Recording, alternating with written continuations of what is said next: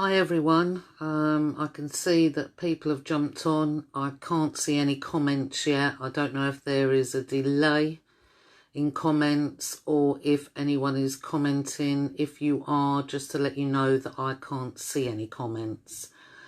Firstly, again, I want to thank you all for jumping on. I want to thank you for sharing like you have done over the last 2.5 years with me. Because if it wasn't for you sharing my videos, many people at home and who live far across this nation would not even know about our boy's case. I still meet people now on the streets that still think our boys were at a bus stop. Mainly these people are people who don't have social media.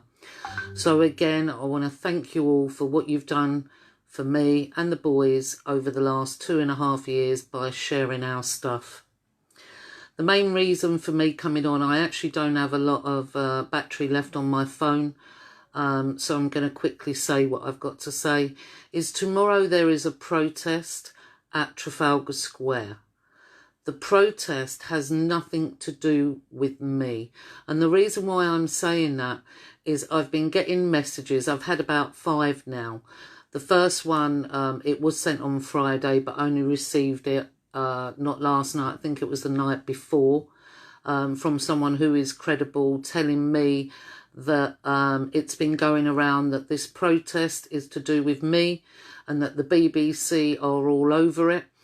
So I wanted to point out that this protest has nothing to do with me. I can't understand why people are whispering in the background to say that this protest is to do with me. So I can only take it there's a reason for that. I don't know if it's a setup. I don't know if it isn't. I don't know who's hosting it. I don't know who's put the messages out for this protest. I have been sent pictures of the admins from the group it came from. I don't recognise anyone in that group, but that doesn't mean they're not legit people. But if anyone was thinking of going tomorrow thinking this protest was something to do with me, please know it is nothing to do with me. And I certainly personally, you know, wouldn't be at tomorrow's protest because, again, we know what Black Lives Matter are. We know they're Marxist controlled. We know they don't give a damn about black people. They are just using that movement to do what they're doing. Now, you've seen over the last week a lot of people, including the BBC, backtrack, take off the badges they were wearing and backtracking on the support that they've been giving Black Lives Matter. And they've been doing that not because they realise what they're about. It's because they know we know what they're about. We know they're Marxist run. And that's the reason why they're backtracking. Now, as you know, I'll just quickly say, again, because of my battery, that you know there's a second phase of COVID. We knew this was coming and that they would localise certain areas for their next phase 2. It's going to get worse in winter. That's what they're going to do. I said to you before, do what you feel is best to do for your family in what you believe to be true. My own belief is the only contagious thing about this is fear. So do not fear. That is the only contagious thing. I know people have sadly passed away from what the government and the doctors have written COVID on their certificates. And that's sad. But what's more sad about it is the fact that these families have only allowed to have 10 to 12 people at the funerals because they have believed what the government has said. The government have never had our well-being at heart whatsoever. We live in a cruel and greedy legal realm of what they've created. I've learned a lot over the last 2.5 years, and I've stuck here because they've put so much stuff out there to divert you from what is really going on. We've had Black Lives Matter, we've had stabbings, we've had, what else have we had? We've had protests, stabbings. We've even got a new king. I've seen comments and videos that there is a new king. These are all psyops, diversions to distract you from what really is going on in the country. Prices are going up. We're over 12,000 jobs have gone already, and more's going to come. You have to keep an eye on what's going on here within the government. Watch what they're saying if they are in Parliament. You've got the new Attorney General stating that we have too many rights. All these things are going on, and people won't see what is going on when they're watching on the internet this video, that video. This person is speaking out, that person is speaking out. You're getting dragged this way, you're getting dragged that way. You've got to stay here and learn their realm.